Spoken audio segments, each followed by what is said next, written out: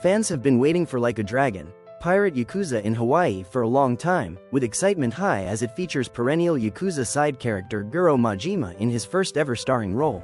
Majima has always been a fan favorite. His wild card personality and ridiculous antics add a dash of Looney Tunes to the series' often grim and gritty crime drama. He's always deserved his own game, and, while no one could have expected it to happen this way, it's certainly a welcome surprise. That's because Pirate Yakuza in Hawaii also peppers in another popular genre, the ever-popular pirate game. It begins when Majima washes up on the shores of a remote Polynesian island, having lost all memory of his Yakuza past. In short order, he defeats a pirate captain, commandeers his ship, and gathers a crew, who then set out to find the lost treasure of the Esperanza, a Spanish vessel that disappeared centuries prior. Thoroughly fun and unflinchingly self-indulgent, Pirate Yakuza in Hawaii is a ridiculously fun game that occasionally gets lost in a sea of its own absurdity. Real-time combat makes a triumphant return. As much as I've enjoyed Like a Dragon's transition to turn-based combat, I sometimes miss good old-fashioned brawler-style Yakuza. Thankfully, Pirate Yakuza delivers all that and more, as the series makes a temporary return to real-time combat in all its button-mashing glory. Majima has two different fighting styles, the aerial-focused Mad Dog and the swashbuckling Sea Dog. You learn several new abilities for both as you progress through the story, and you can spend your hard-earned cash on leveling up Majima's stats. It's not the greatest Yakuza combat has ever been, but it's definitely near the top. The variety of heat actions available is a little lacking compared to things like Yakuza 0. Most of the time, you can simply spam your favorite combo until the fight is over, which isn't terribly exciting, but does make all those random encounters go by more quickly. Its harder battles lean more on the challenge of determining which fighting style is best against each particular enemy, then staying alive until you charge up your ultimate attack meter.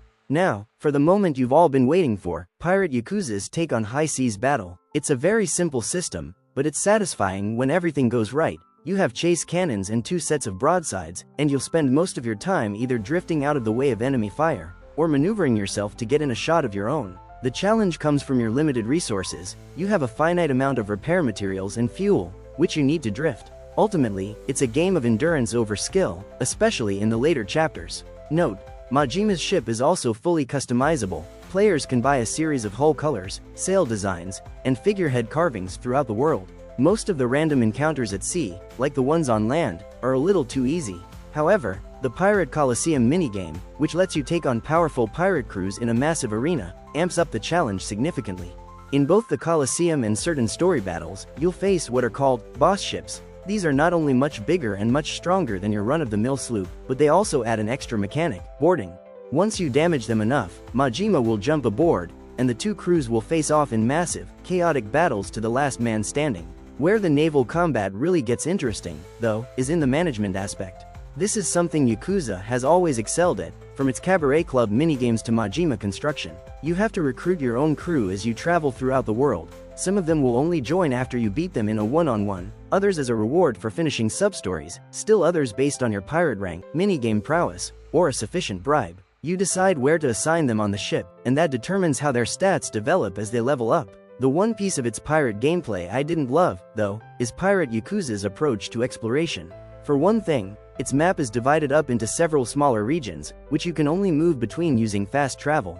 As a result, it sometimes feels less like you're exploring an open world, and more like you're following a set path with detours. Yakuza has always prioritized detailed, condensed maps over massive, empty worlds, which is typically to its benefit. However, I wish it had taken a different approach here. When I think back to the pirate games I've enjoyed before Assassin's Creed Black Flag, Sea of Thieves, what I love most about them is the sense of wonder that comes from free exploration and discovery. Unfortunately, Pirate Yakuza fails to evoke that feeling. Yes, you can drop anchor at various islands around the map and search for plunder, but these treasure hunts take the form of structured raids against enemy hordes. You land, you fight, you beat the boss, and you get the treasure, simple as that. There's no intrigue or mystery to it, not even an X marks the spot. An infinite wealth of side content. Like a Dragon has always been synonymous with minigames, but especially for a spin-off, Pirate Yakuza has a truly staggering amount of side content.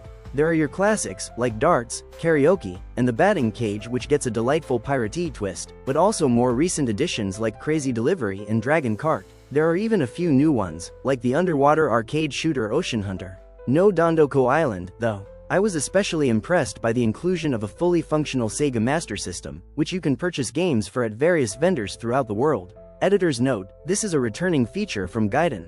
Minigames are usually just a distraction from a game's main story, but in Pirate Yakuza, they're surprisingly rewarding.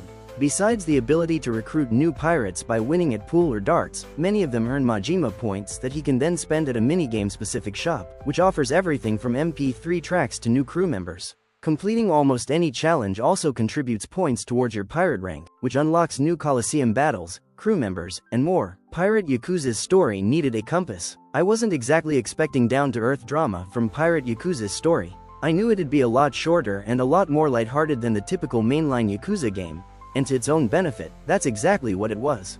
Unfortunately, Pirate Yakuza's plot was a little lacking in direction. The main issue is that Majima is never set up for success as a protagonist, with a limited character arc that deflates his own personal conflict fairly early into the game. I'll remain vague on the details to avoid spoilers, though it does neatly pick up where Infinite Wealth left off. From there, the story shifts focus to the main members of Majima's crew, the overprotective father Jason, and his adventure-loving child Noah. Jason hopes to find the Esperanza treasure, not just for the riches, but for an elixir that he believes will cure Noah's mysterious illness. Majima is an enthusiastic participant in their search, but sometimes, it feels like the crew are the real protagonists, while he's just steering the ship. That said, the crew is full of well-rounded characters with wants, flaws, backgrounds, and personalities. Ultimately, they're just not who we came here to see. But still, the story picks up a bit once it focuses on them, as they race in a rotating rogues gallery of villains to find the treasure. And the game does come to a pretty satisfying ending, even though the story drags a bit in the final 2 chapters. Final thoughts. Review score: Pirate Yakuza could have handled its story and exploration better, sure, but it has it where it counts. I don't think anyone, like a Dragon fan or not, expected much more from it than a fun romp across the waves, interspersed with some hand-to-hand combat and myriad minigames. In that regard, it delivers. Its core mechanics are well developed and, with the regular introduction of new features and challenges, they never get old. Its side content is endlessly entertaining, and never ceases to surprise. It may not match the ambition of Like a Dragon, the polish of Yakuza 0, or the emotional heights of Yakuza 6, but it's not a throwaway spin-off, either. It brings its own brilliant twists to the franchise formula, and even if it doesn't execute them all perfectly, it succeeds more often than not. Suffice it to say that Like a Dragon, Pirate Yakuza in Hawaii can stand on its own sea legs. Give Like a Dragon, Pirate Yakuza in Hawaii a 7/10.